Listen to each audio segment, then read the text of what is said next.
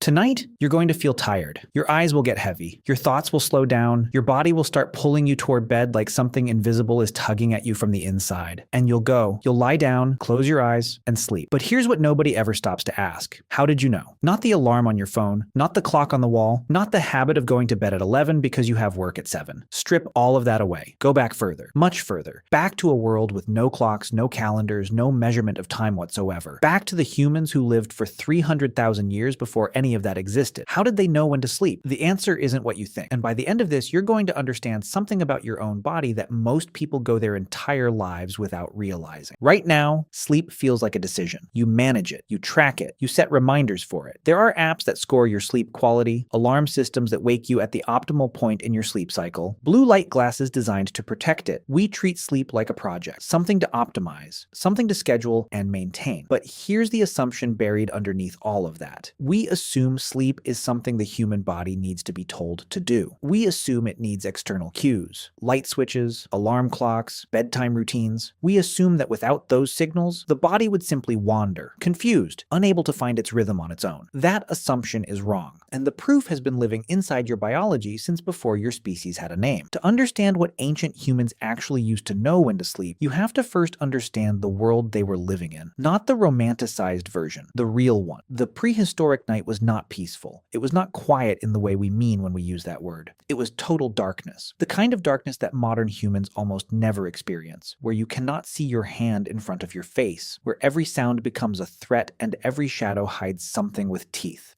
Before fire, our ancestors behaved exactly like every other primate on the planet. When the sun went down, you stopped moving. You climbed a tree, found a sheltered ledge, pressed yourself against the rock, and stayed completely still. Not because you chose to, because moving at night meant dying. Our eyes are nearly useless in the dark compared to the animals that hunted us. Leopards, hyenas, wolves, all of them could see perfectly well in conditions that left us effectively blind. So for millions of years, sleep wasn't a decision. It was what happened when the light left. Darkness came, the body shut down, survival demanded stillness. The night wasn't a space to be used. It was a danger to be survived. And then something changed. Something that didn't just make the night safer. It completely restructured when and how humans slept. The earliest solid evidence of humans controlling fire comes from Wonderwerk Cave in South Africa, roughly 1 million years ago. A fire that someone lit, a fire that someone kept alive. And that single act rewrote the human night forever. A campfire creates a circle of safety roughly 30 feet in diameter. Inside that circle, predators won't enter. The light disorients them. The smell repels them. Outside that circle, you are prey. Inside it, for the first time in the history of your species, you were safe after dark. But safety wasn't the only thing fire gave humans. It gave them something no other species on Earth had ever possessed: extra hours. Think about what that means. Before fire, the useful day ended at sunset. 12 hours in summer, as few as 8 in winter. Fire suddenly added 2 to 4 usable hours to every single night. Hours that had never existed before. Hours that no human ancestor had ever had access to.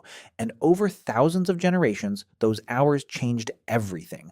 Because here's what nobody talks about. Those extra hours didn't just give humans more time.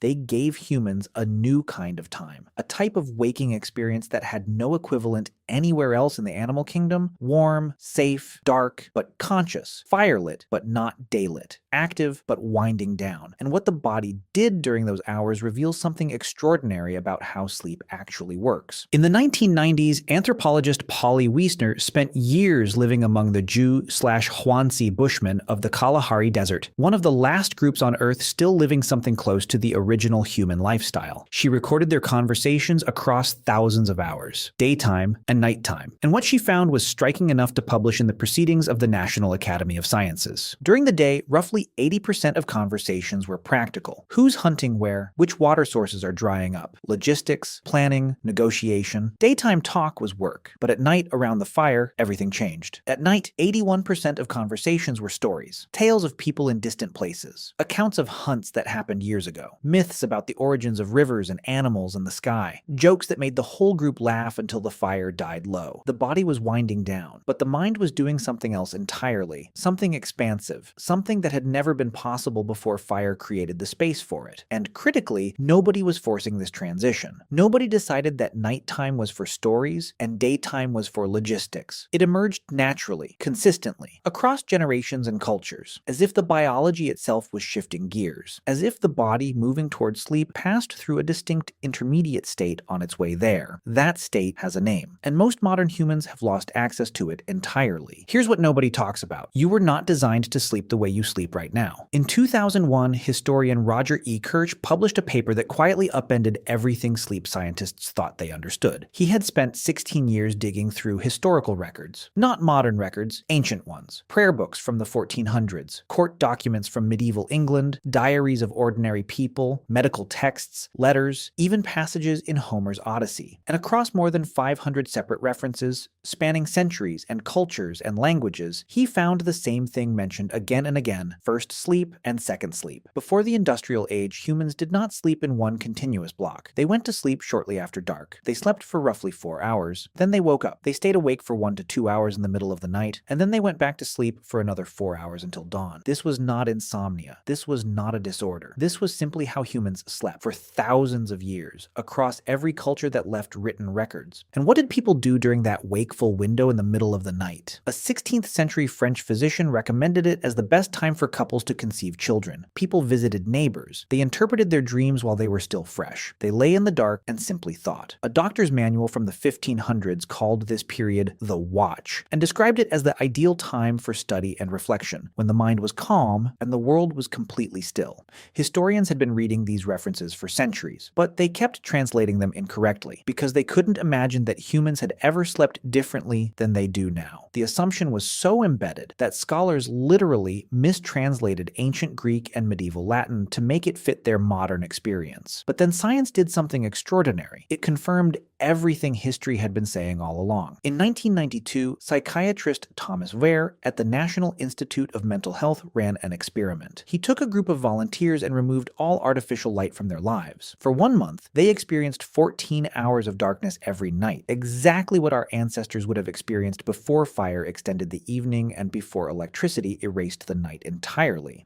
Within weeks, without being told, without any suggestion or instruction, every single participant settled into the same sleep pattern. 4 hours of sleep, 1 to 3 hours of quiet wakefulness, then 4 more hours of sleep until morning. Nobody told them to do this. Nobody suggested it was even possible. Their bodies simply did it, as if some ancient program buried under centuries of artificial light had been waiting, quietly, patiently, for the right conditions to reassert itself. But Wehr didn't stop there. He measured their hormone levels during that wakeful window, and what he found was unlike anything he expected. During the watch, participants' brains were producing elevated levels of prolactin, the same hormone released during meditation, during deep relaxation, in the minutes after sexual climax. They weren't just awake, they were in a distinct state of consciousness, calm, reflective, almost trance-like. They described it as peaceful in a way that normal waking life never was. This wasn't a gap in sleep, it was its own category of human experience, one that most people alive today have never once felt. So if this program is still running inside every human body on the planet, what turned it off? The answer is simpler than you'd think: light. In the 1600s, cities began installing street lamps. Paris was one of the first, under Louis XIV, who wanted to reduce crime after dark. London followed. The night, which had been a place of genuine danger for the entire span of human existence, slowly became navigable for the first time. Then came cheaper candles, then gas lamps in the early 1800s. Then, in 1879, Thomas Edison commercialized the electric light bulb. And within a single generation, the night that humans had known for 300,000 years simply ceased to exist. The mechanism is not mysterious. Your eyes contain photoreceptors that detect light and send a direct signal to the part of your brain that controls your circadian rhythm, your biological clock. When those receptors detect light, your brain interprets it as daytime. It suppresses melatonin, the hormone that regulates sleep onset. It keeps your system alert. Your brain cannot tell the difference between sunlight and a light bulb. When light hits your retina at 11 at night, your body genuinely believes it is still day. Melatonin release is delayed. The biological signal that ancient humans received reliably at sunset, every single night without exception, simply never arrives. Researchers have found that people who spend just 1 week camping with no artificial light at all have their melatonin cycles reset by nearly 2 hours. Their bodies begin producing melatonin at sunset instead of hours after it. That's all it takes. 1 week. For 300,000 years of biological programming to fully reassert itself. We didn't just change when we sleep. We deleted an entire phase of human consciousness. That quiet, reflective window between first first and second sleep, the state that Vare's subjects described as deeply peaceful, that medieval physicians called the best hours for thought, that ancient humans slipped into naturally by firelight for millennia, doesn't exist anymore for most people. Instead, we have insomnia, and we treat it like a malfunction. But what if it isn't? What if waking up at 2 in the morning and lying in the dark, unable to fall back asleep, isn't your body breaking down, but your body remembering? What if that restlessness, that quiet alertness in the middle of the night, is 300,000 years of programming looking for the window it was built to fill? Your ancient ancestors didn't need a clock to know when to sleep. They had something far more precise, a biological system refined across millions of years of evolution, calibrated to darkness, to firelight, to the slow cooling of the air, and the gradual descent of the body toward rest. They felt it the way you feel hunger, not as a decision. As a fact,